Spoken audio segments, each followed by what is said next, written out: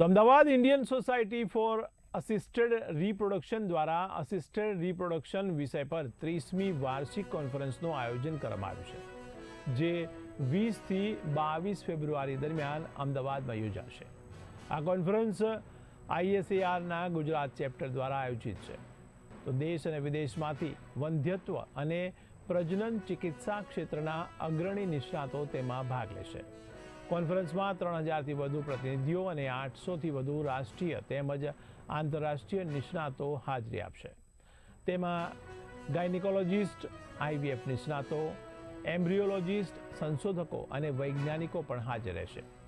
Technical session અંતર્ગત પ્રતિષ્ઠિત વ્યાખ્યાન, નિષ્ણાત પેનલ ચર્ચાઓ, ચર્ચા સત્રો અને પ્રાયોગિક વર્કશોપ પણ યોજવામાં આવશે.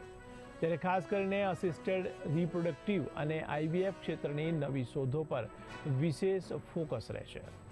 તો ISAR 2026નો ઉદ્દેશ્ય ક્લિનિકલ શ્રેષ્ઠતાને મજબૂત બનાવવા, સહયોગી શિક્ષણને પ્રોત્સાહન આપવા અને વંધ્યત્વ સંભાળમાં સમયસર જાગૃતિ અને હસ્તક્ષેપને પ્રોત્સાહન આપવાનો છે.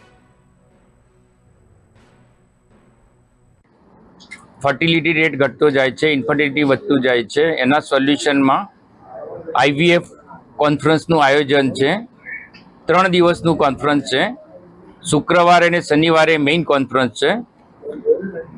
રવિવારે વર્કશોપ છે. 8 જેટલી વર્કશોપ રાખેલી છે.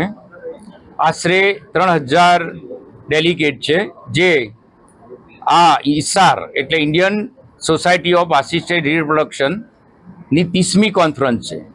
અત્યાર સુધીના ઇતિહાસમાં આ ઓલમોસ્ટ સૌથી વધારે રજિસ્ટ્રેશન છે. એરાઉન્ડ 35 ઇન્ટરનેશનલ ફેકલ્ટી છે.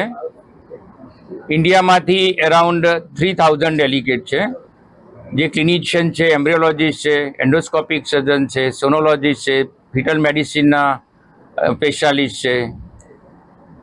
એના આ વિષયના સક્સેસ વધે, સરળતા વધે, સસ્તી ને સારી સુવિધાઓ જરૂરિયાતમંદ સુધી પહોંચે એ માટેનું વાત વિમર્શ કરવામાં આવશે.